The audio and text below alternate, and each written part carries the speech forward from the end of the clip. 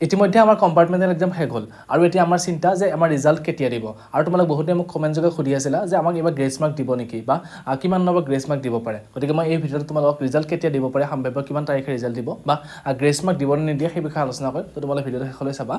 প্ৰথমতে আহিছোঁ তোমালোকৰ যোৱা 3 বছৰ যদি তোমালোকে ৰিজাল্ট চোৱা তেনেহ'লে যোৱা 2023 চনত পৰীক্ষাটো হৈছিলে 4 জুলাইৰ পৰা 8 জুলাইৰ ভিতৰত আৰু পৰীক্ষাৰ ৰিজাল্ট দিছিলে কিমান তাৰিখে 26 জুলাই তাৰিখে ৰিজাল্ট দিছিলে আৰু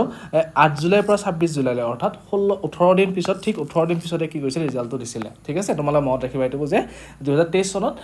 পৰীক্ষা শেষ হোৱাৰ 28 দিন পিছত ৰিজাল্ট দিছিলে আকৌ যদি তোমালোকে 2024 চনলৈ চোৱা তেনেহ'লে দেখিবা 2024 চনত পৰীক্ষাটো হৈছিলে 28 তাৰিখৰ পৰা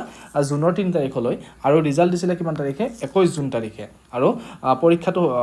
এই 3 তাৰিখে পৰীক্ষা শেষ হোৱাৰ পিছত 21 তাৰিখলৈ মুঠ কিমান দিন আছিলে আকৌ 18 দিন আছিলে হয়নে আকৌ যদি এবাৰ 2025 চনত চোৱা তোমালোকে লাষ্ট ইয়াৰ তো 2025 চনত দেখিবা তোমালোকে 23 তাৰিখৰ পৰা 29 তাৰিখলৈ পৰীক্ষা হৈছিলে আৰু ৰিজাল্ট দিছিলে কোন তাৰিখে 16 তাৰিখে অৰ্থাৎ পৰীক্ষা শেষ হোৱাৰ ঠিক 18 দিন পিছতে তোমালোকৰ কি দিছিলে ৰিজাল্ট দিছিলে জুন মাহৰ 16 তাৰিখে ৰিজাল্ট দিছিলে মে মাহৰ 29 তাৰিখে পৰীক্ষাটো শেষ হৈছিলে হয়নে তো এইটো হিচাপত চাবলৈ গ'লে তোমালোকৰ সব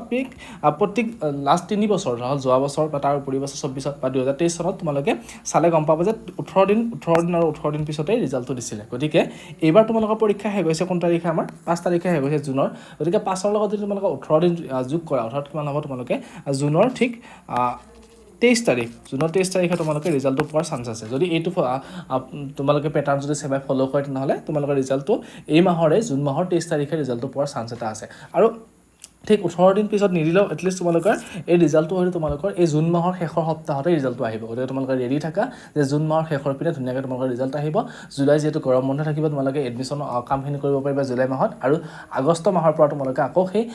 যিখিনি তোমালোকৰ লগৰ বন্ধুবিলাক ইতিমধ্যে পাছ কৰি কেনে এডমিশ্যন লৈছিলে ফাৰ্ষ্ট ইয়াৰত তো তোমালোকে সিহঁতৰ লগতে আকৌ স্কুললৈ যাবলৈ বা সেই একে বেটছতে তোমালোকে পঢ়িব পাৰিবা গতিকে তোমালোকৰ ৰিজাল্টৰ কথাটো মই এইটোৱে কৈ দিলোঁ যে 18 দিন পিছত অৰ্থাৎ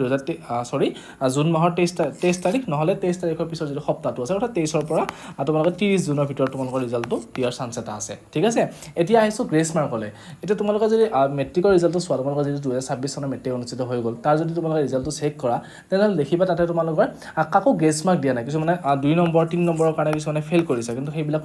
কোনোৱে কি হৈছে গ্ৰেছ মাৰ্ক পোৱা নাই গতিকে তোমালোকে এইটো আশা নকৰিবা যে কম্পাৰ্টমেণ্টেল এক্সামত তোমালোকে গ্ৰেছ মাৰ্ক দিব গতিকে তোমালোকে গ্ৰেছ মাৰ্কৰ আশাটো খুব কমকৈ ৰাখি থোৱা কাৰণ মেট্ৰিকতে যিহেতু আমাক গ্ৰেছ মাৰ্ক দিয়া নাই গতিকে কম্পাৰ্টমেণ্টেল দিয়াৰ আশাটো নাই গতিকে তোমালোকৰ পৰীক্ষা কেনেকুৱা হৈছে মোক কমেণ্ট যোগে জনাবা আৰু ৰিজাল্টলৈ সকলোৰে শুভেচ্ছা থাকিলে আমি ৰিজাল্টলৈ আকৌ যিবিলাক আপডেট আহি আছে কম্পাৰ্টমেণ্টেল এক্সামলৈ মই গোটেইখিনি বস্তু এটা আপলোড কৰিম তো তোমালোকে ভিডিঅ'টো ছাবস্ক্ৰাইব কৰি থাকিবা চেনেলটো আৰু ভিডিঅ'বিলাক চাই থাকিব পাৰিবা ধন্যবাদ